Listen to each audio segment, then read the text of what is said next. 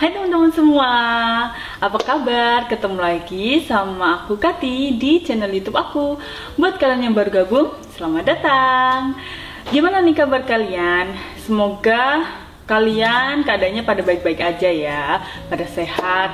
Kalau ada yang sakit, semoga lekas sembuh. Hari ini aku mau panen kencur aku. Nah, ini dia tumbuhan kencur yang aku tanam dari tahun kemarin. Jadi kalau yang dari aku baca-baca di internet tuh umur 6 bulan itu kan kencur udah bisa dipanen. Cuman waktu itu kencurku umur 6 bulan tuh masih kecil banget dan kayaknya belum siap panen. Mungkin juga tergantung dari iklim tempat dia tumbuh kali ya guys. Kalau misalkan di Indonesia kan dia emang habitatnya dan tropis, jadi kena sinar mataharinya banyak, dia sering dapat sinar matahari jadi bisa tumbuh dengan cepat. Nah kalau punya aku kan kalau lagi musim dingin, musim gugur kan aku taruh dalam rumah karena di luar terlalu dingin. Dan kalau udah masuk musim gugur dan musim dingin tuh sinar matahari jarang banget, maka dari itu dia pertumbuhannya juga agak lambat. Nah waktu musim panas kemarin aku keluarin kencur aku taruh di kolam renang, jadi dia kena sinar matahari juga sering banget dan lama, jadi dia tumbuhnya cepet banget, udah segede ini. Terus dari yang aku baca kan misalkan lebih dari 6 bulan, kalau di Indonesia ya lebih dari 6 bulan dia udah lewat masa panen kan, dia bisa tumbuh lagi jadi tumbuhan kencur yang baru dan juga nggak apa-apa kan. Dan ini kayaknya juga udah punya aku juga, ini udah setahun lebih dikit lah, mungkin 2 atau 3 bulan. Nah ini udah gede banget, dari satu umbi dia tuh bisa pisah jadi 2 umbi. Waktu kita pindah pot ternyata dia pisah sendiri jadi 2 umbi kayak gini. Terus ini kayaknya kalau dilihat-lihat dari bawah itu tumbuhannya juga makin banyak kayaknya. Terus daunnya juga udah mulai beberapa udah mengering, berarti tandanya udah siap panen. Sekarang aku mau panen kencurnya, nanti sisanya yang kecil aku mau pindah di pot ini dulu, terus dimasukin ke dalam rumah. Nanti kalau udah pertengahan musim semi dikeluarin di luar lagi biar bisa tumbuh gede kayak gini lagi. Ini aku udah siapin wadah sama sekop buat nyongkel kencurnya. Pertama-tama kita coba ambil yang ini dulu, kita congkel dari bawah.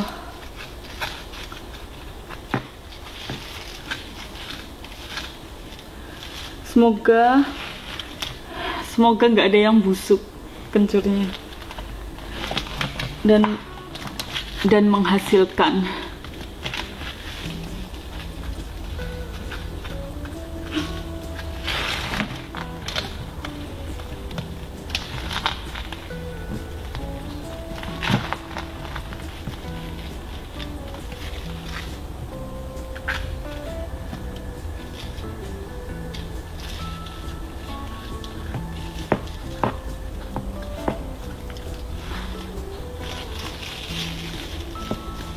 Wow, satu bonggol gede kayak gini, tapi bonggol gede ada tanahnya.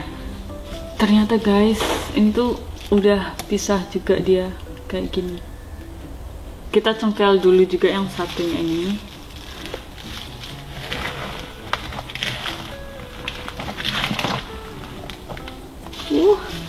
Ini juga gede banget. Nih, dibersihkan dulu. Nah ini kencurnya udah dicongkel, udah aku congkel semua, dan yang udah bisa dipisah aku pisahin. Tapi kayaknya mending kita cuci dulu kali ya guys, jadi lebih gampang buat misahin, terus tahu mana yang ditanam lagi, mana yang dipanen. Yuk kita cuci dulu. Nah ini udah aku masukin air, siapin air. Sini udah aku cuci duluan tadi, dan ini tinggal yang ini kita cuci dulu biar gampang milahnya. Aku tuh sebenarnya ini juga agak bingung ya, Soalnya aku nggak pernah nanam kencur sebelumnya. Aku tuh tadi sempet nelpon kakak aku juga. Sebenarnya kencur yang udah siap dipanen tuh yang kayak gimana sih? Yang bentuknya kayak gimana? Soalnya tadi yang aku ambilin kan yang ruas panjangnya ini kan kayak gini. Ada yang agak gede gitu kan aku ambil. Cuman kok bentuknya beda, nggak kayak yang biasanya kita beli gitu loh, waktu aku beli dulu atau waktu ibuku nanam. Kalau ibuku dulu kan nanam kencur biasanya ditaruh di halaman depan rumah, terus habis gitu tinggal ambil kalau butuh. Terus dia bentuknya agak bulat gitu kan, bulat gede, ada yang gede ada yang kecil. Terus aku kok beda gitu bentuknya. Terus aku nelpon kakak aku, kok beda. Terus katanya yang diambil itu, sebentar aku tunjukin kalian. Jadi yang dipakai buat masak itu yang bulat kayak gini. Ini yang bulat ini yang diambil buat masak. Biasanya kalau udah coklat itu udah tua, udah siap panen katanya kakakku. Cuman katanya gini, ya kalau daunnya udah kering itu berarti udah siap dipanen. Masalahnya di sini kencurnya itu nggak bisa daunnya kering. Ya kan aku bilang, daunnya tuh nggak bisa kering mbak. Kayaknya kayak seperti yang kayak tadi aku bilang, itu kan dari iklimnya juga. Di sini tuh nggak yang panas banget, nggak sampai yang panas banget kayak di Indonesia yang bisa bikin daun kencurnya kering terus ngasih tanda kalau dia mateng kan. Jadi dia bakal tetap tumbuh terus hijau kayak gini terus gitu. Ini aja umurnya udah setahun lebih kan. Ya emang lama juga sih kencur, tapi katanya kakakku ini ya udah yang bonggol, yang udah ada bonggolnya kayak gini, yang ada buletannya, kelihatan nggak? Yang bulet ini udah siap dipakai. Nanti aku ambil, terus daunnya nanti aku simpen di freezer juga. Soalnya ini daunnya juga bisa dipakai buat masak dan sedep. Nah tadi kan aku ambil yang ini doang kan, yang ini aku ambilnya. Cuman ini juga bisa dipakai. Kata kakakku ini bisa dipakai buat masak juga. Cuman nggak sesedep yang bulat, yang apa itu yang umbi awalnya itu, umbi utama, yang umbi utamanya. Kalau ini kan yang apa ya? Ntar aku cuci. Kalau ini kan kayak umbi terusannya dia kan, dari umbi pertama, jadi umbi terusan gitu. Jadi dia agak bening, kelihatan.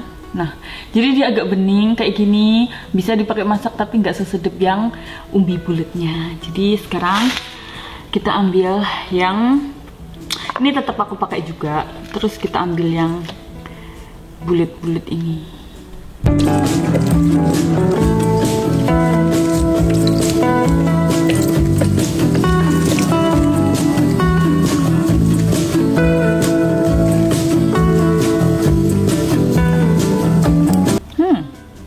Ini lumayan gede hasilnya.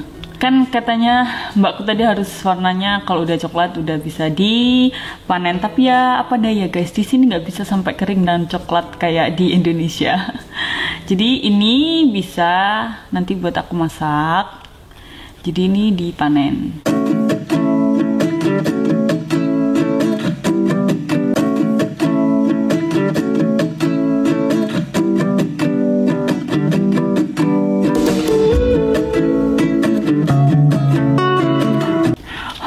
Kayak mau misah aja kayaknya nggak tega banget karena mereka erat sekali.